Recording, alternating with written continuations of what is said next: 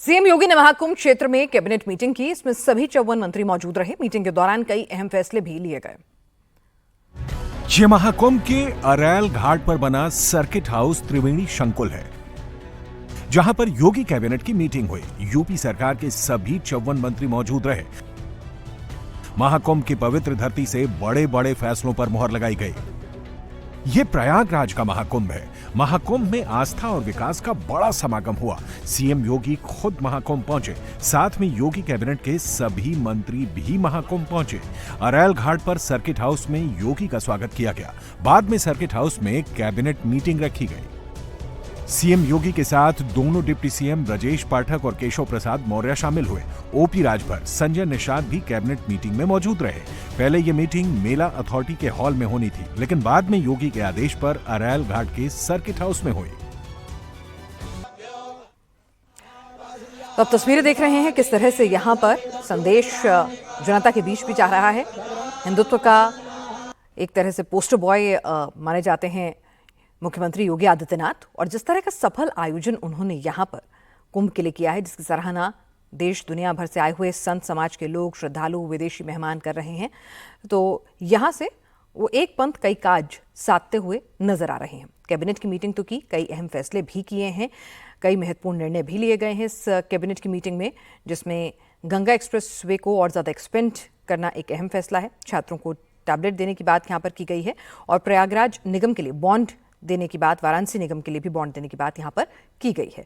लेकिन साथ ही साथ कई अहम संदेश भी दिए गए हैं। आप देखिए कि यहाँ पर जब योगी आदित्यनाथ ने अपनी पूरी कैबिनेट, जिसमें अलग अलग जाति का रिप्रेजेंटेशन आपको जब नजर आता है, और जब तमाम लोग जो हैं एक सामंजस्य के साथ आपस में इतने सौहार्दपूर्ण माहौल में जब गंगा में डुबकी लगाते हैं, और जो तस्वीरें निकलकर सामने आती हैं, तो लगता है कि ऑल इज वेल, सब कुछ ठीक ठाक है। जो बीच बीच में जिस तरह की खबरें आती रहती हैं, तो एक संदेश जनता के बीच भी है, कुशल प्रशासन का भी है, हिंदुत्व का भी है। हम सब एक हैं, जाति से ऊपर उठकर।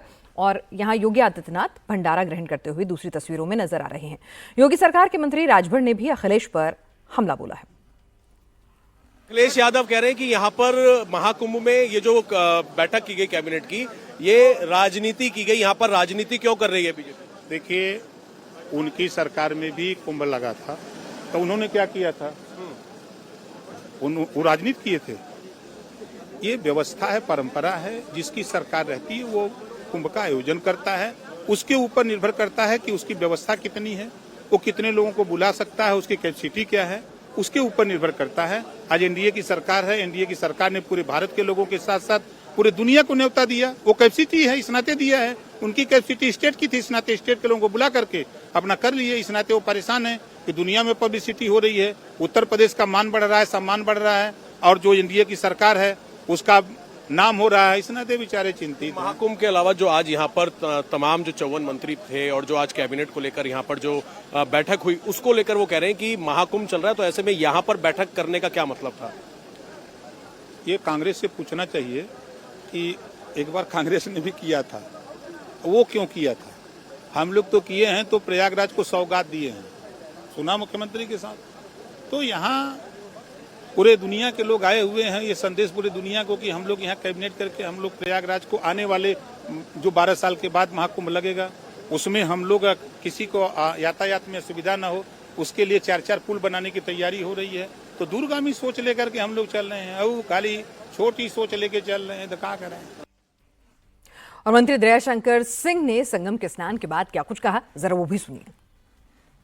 तो भाई, अब जीवन के इससे बड़ा और रोमांच के लिए क्या हो सकता है कि जो 144 वर्षों के बाद ये तिथि आई है, और आज ही के दिन भगवान श्री राम 2024 में 500 वर्षों के बाद अयोध्या में अवतरित हुए थे, और आज हम लोग यहाँ 144 वर्षों के बाद जो कुंभ लगा है, उसमें हम लोगों को माननीय अपने मुख्यमंत्री योगी आदित्यनाथ जी के साथ जो है इसमें स्नान करने का और पुण्य प्राप्त करने का अवसर मिला। इससे बड़ा सौभाग्य नहीं हो सकता।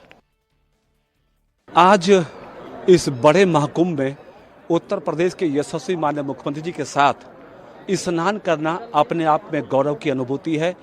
हम सब मंत्रीगण अपने उत्तर प्रदेश के मुख्यमंत्री जी का आभार व्यक्त करते हैं कि जिन्हों के नेतृत्व में आज हम सबको स्नान करने का, महाकुंभ में शामिल होने का सौभाग्य मिला।